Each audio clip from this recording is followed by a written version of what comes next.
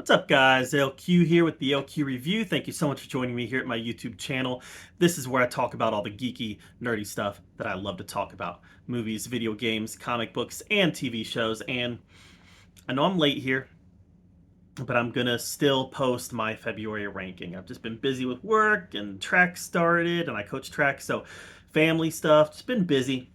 But here's my February ranking. So I watched 8 movies in February, and this is my ranking of them from worst to best. So in number 8, the worst movie I watched was not Madam Web. No, no. It was a Hallmark original movie called Crime Time Free Fall. I don't think I need to say much else about it. It was bland, boring. I watched it a couple weeks ago and I've already forgotten it. Crime Time Free Fall is the worst thing. Number 7 is indeed Madam Web. Not a good movie at all. Terrible dialogue. Terrible misdirect by Sony. You know, they sold something to us, and that's not what we got. And it was wooden. The action was stiff and unimaginative, full of weird product placement and stupid, weird decisions by the main characters. It just wasn't good. All right, number 6. Number 6 is a documentary called Einstein and the Bomb. I'm normally a big fan of historical documentaries, but I found this one to be a little contrived. Um, and, it's obviously relevant right now because of Oppenheimer. But the reality is, Einstein didn't have much to do with the bomb. And it's funny because they say as much in this documentary, yet they create this whole documentary around it. And as I dove into it, so I'm a guy, so I've got a bachelor's degree in history. I love history. And I'm a guy who watches documentaries, and then I'm going to dive into that content that the documentary covered. Kind of like fact checking the documentary. And boy, oh boy, oh boy, this documentary got a lot of stuff wrong. For the sake of what I surmise is an entertaining narrative and just fitting whatever agenda they had in place, which I'm not even sure what agenda that was because this was kind of all over the place. Einstein and the Bomb wasn't very good. All right, number 5 is Orion in the Dark. I almost put this one at number 4, but then I got to thinking about it and I was like, you know what? I'll probably rewatch number 4 before I rewatch Orion in the Dark. So Orion in the Dark is number 5. It was a bit of a slog to get through. The ending was beautiful. I love the ending. So that's one thing it did really good, was it stuck the landing. The animation was great, but a lot of the movie was just a slog to get through, and the more I sat on this one, the less I liked it. So Orion in the Dark is number 5. All right, number 4, also not a good movie. Guys, there weren't many good movies. I'm looking at my list right now. February was a bad month. March isn't off to a very good start. Dune was great, but boy, oh boy. All right, so number 4 is Argyle. I had some superficial fun with this movie once I kind of realized what it was.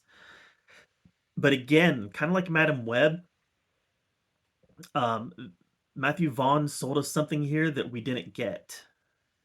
And what we got instead wasn't as good as what he sold us. So I think that there's a little more stupid fun to be had here than there was with Madam Web, which was just boring. But man, this was a missed opportunity. Just a missed opportunity.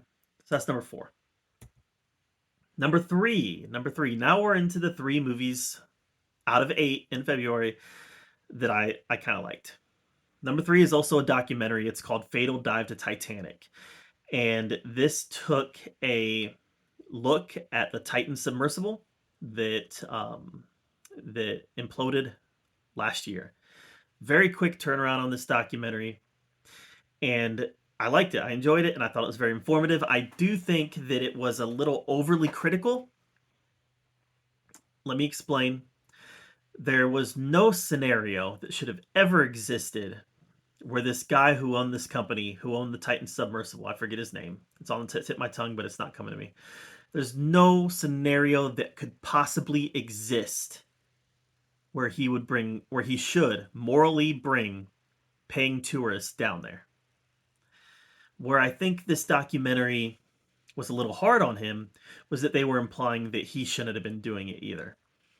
And from my perspective, if an adventurer, if an explorer wants to take their own risk and risk their own lives and not the lives of anybody else, more power to you. Have at it, push those boundaries. But he was taking paid tourists down there, adventure tourists. People who can sign on the dotted line all day long that they know the risk, but do they really understand the risk and what could happen? I think that was ethically wrong. But if he wants to do it himself, more power to him. I found this documentary to be pretty entertaining, though. Number two is the straight to VOD shark movie, No Way Up. This is the one where the plane crashes, it sinks, and sharks inexplicably make their way into the plane to eat the passengers. This, like I said in my review, was a movie that I believe would have been better had there been no sharks, and it was just a kind of a redo of Airport 77.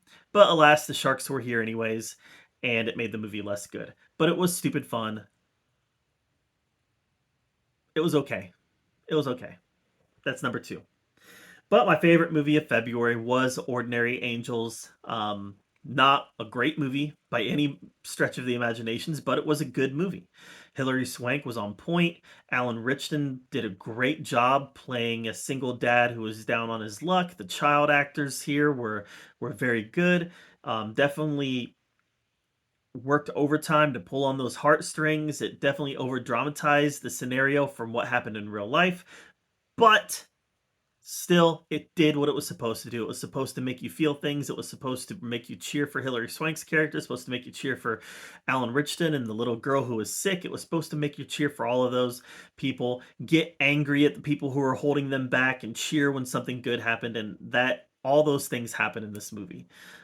Not my favorite movie of the month, or sorry, it was my favorite movie of the month. It won't be my favorite movie of the year. It won't even be in my top 10 of the year. That's how weak February was.